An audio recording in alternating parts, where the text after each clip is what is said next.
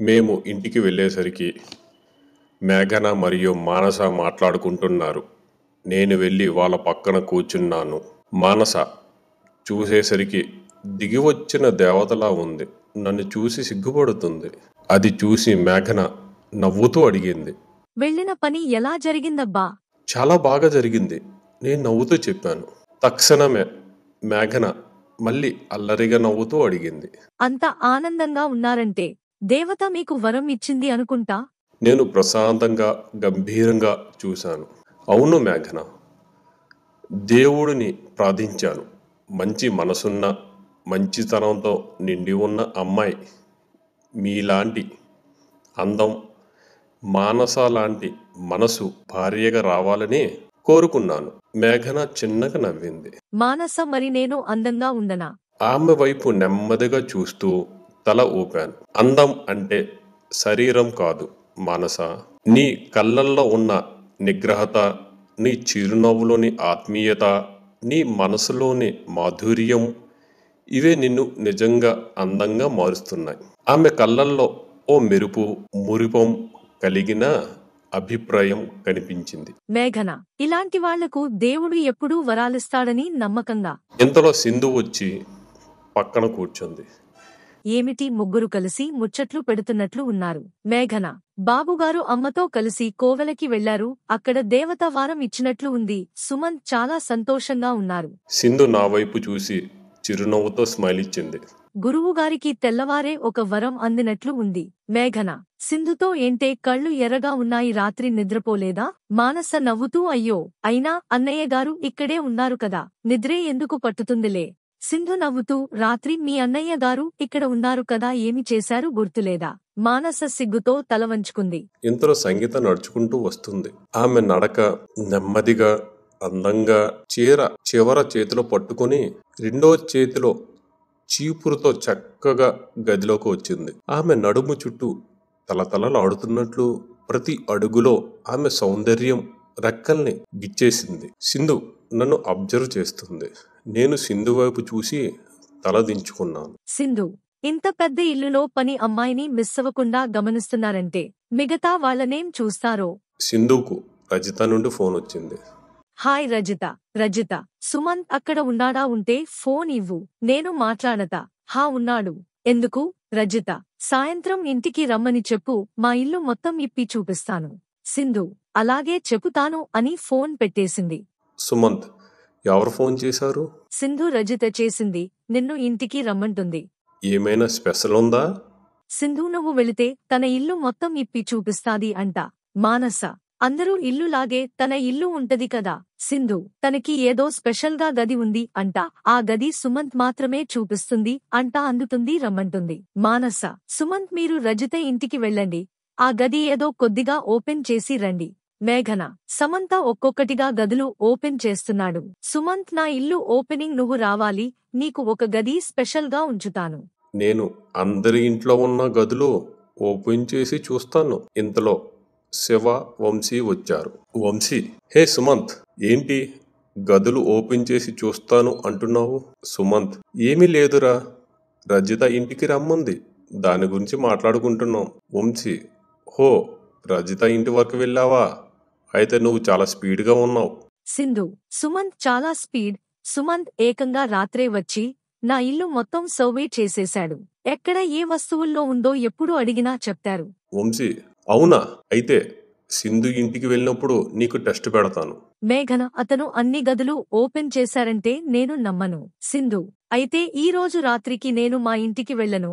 మేఘన మరియు సుమంత్ వెళ్ళండి. సుమంత్ టాలెంట్ ఏంటో నీకు తెలుస్తది.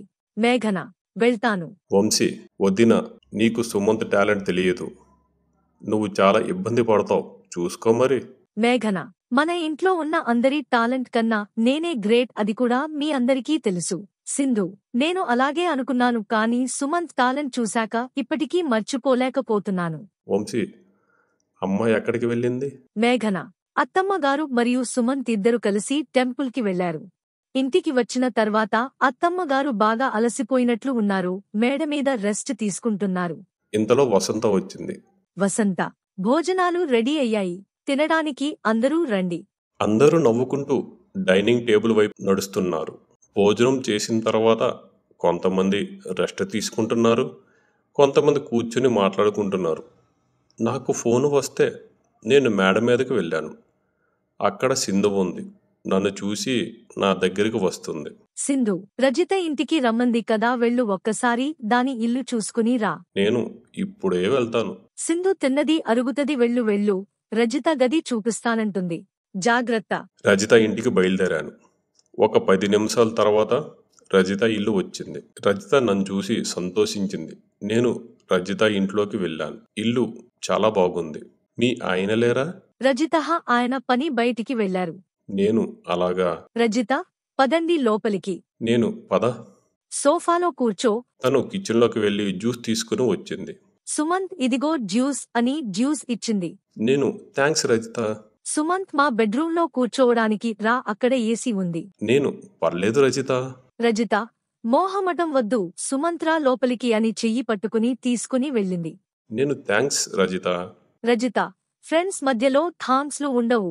ఇంకోసారి థాంక్స్ చెప్తే బాగోదు. సరే రజిత. రజిత, ఇంకేంటి విశేషాలు? సుమంత్, నువ్వే చెప్పాలి రజిత. ఏమీ మాట్లాడలేదు. రజిత, చెప్పురా, నా దగ్గర సిగ్గు ఎందుకు? నేను అంటే చాలా కథలున్నాయి. ఎక్కడి నుంచి మొదలు పెట్టాలి, ఎలా మొదలు పెట్టాలి అని ఆలోచిస్తున్నాను. అంటే గురువుగారు మంచి ముదురు అన్నమాట. నా కథలు చెప్పాలి అంటే ముందు నీ కథ చెప్పు. నాది ఏముంది, ఏం లేదు, పల్లెటూరి బతుకు అంతే. మరి పల్లెటూళ్ళలో చాలా ఎక్కువ కథలు జరుగుతాయి అని మా ఫ్రెండ్ చెప్పాడు. అంటే చేసేవారు చేస్తారు, మాడి కట్టుకుని కూర్చునే వారు కూర్చుంటారు. ఇంత అందం పెట్టుకుని నీకు ఏ కథలు లేవు అంటే నమ్మబుద్ధి కావడం లేదు. నిజంరా నేను చెప్పేది. నేను నమ్మను. నీకు అబద్ధం చెప్పాల్సిన అవసరం నాకు లేదు. ఒక్కసారి నిల్చో. ఎందుకురా? ఫస్ట్ నిలబడు. నిలబడతాను. తనని అద్దం ముందుకు తీసుకుని వెళ్ళాను. ఇప్పుడు అద్దం దగ్గరకు ఎందుకు? నువ్వు ఏమీ మాట్లాడుకు. నేను చెప్పిన దానికి అవును లేదా కాదు అని నీ తలతో మాత్రమే సమాధానం చెప్పాలి. నీ నోటి నుంచి ఒక్క మాట కూడా బయటికి రాకూడదు. ఒకవేళ నీ నోటి నుండి మాట వచ్చింది అంటే నేను వెళ్ళిపోతాను. మళ్ళీ నీతో మాట్లాడను.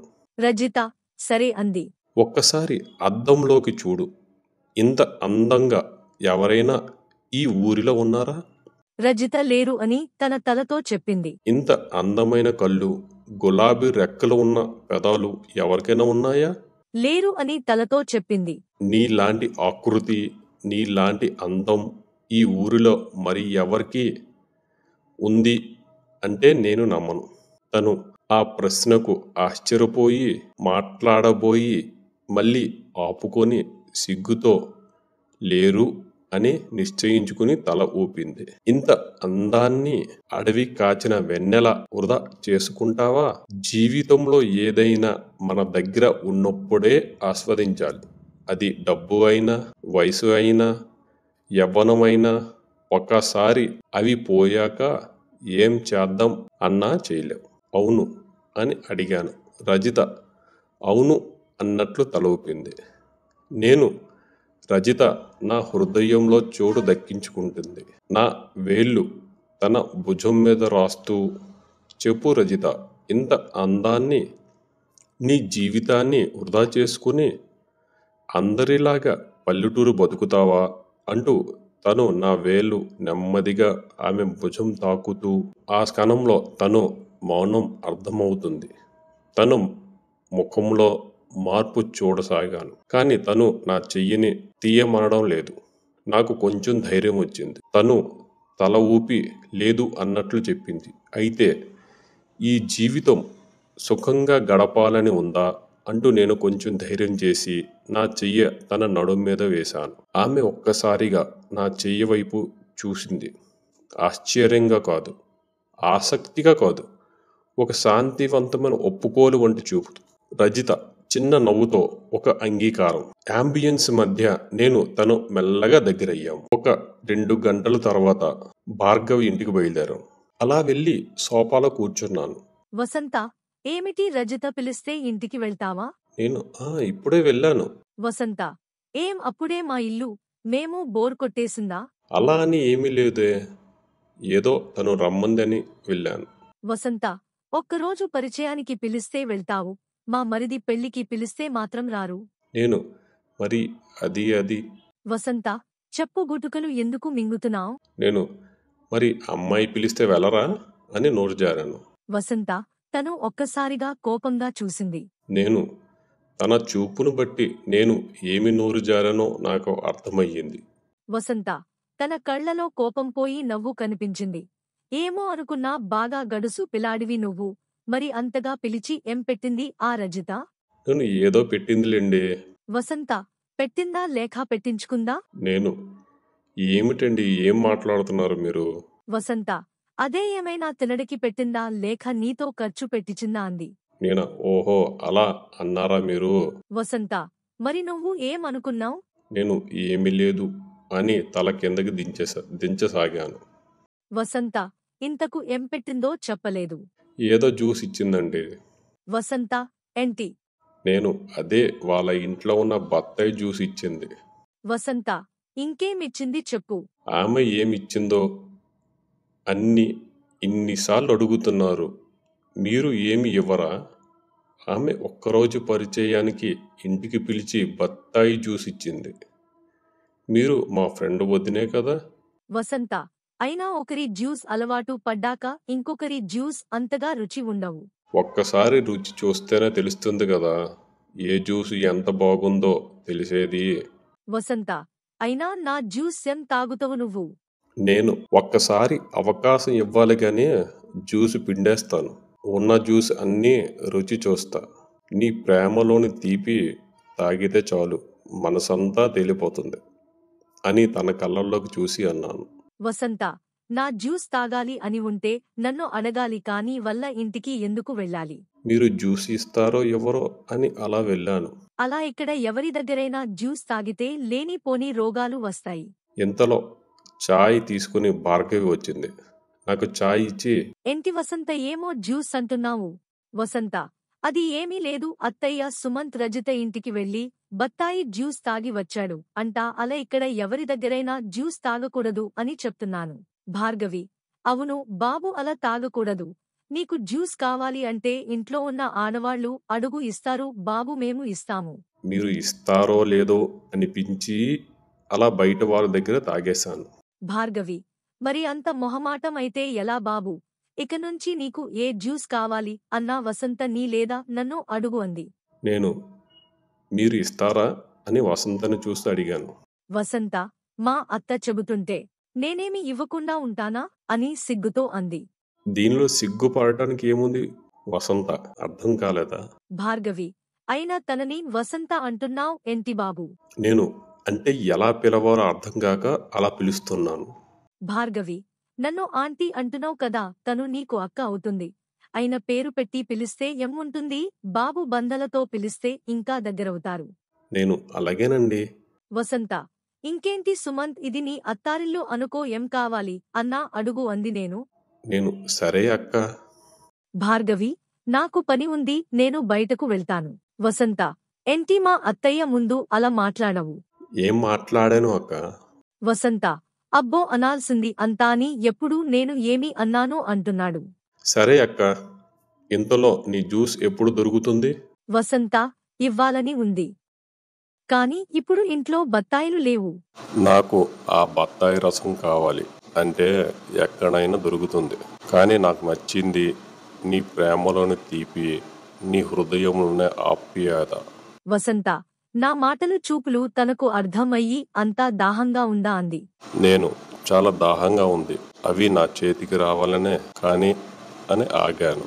వసంత, ఇవ్వాలి అని నాకు ఉంది, కానీ సమయం సందర్భం రావాలి కదా అంది. ఇంతలో అక్కడికి శివ వచ్చాడు.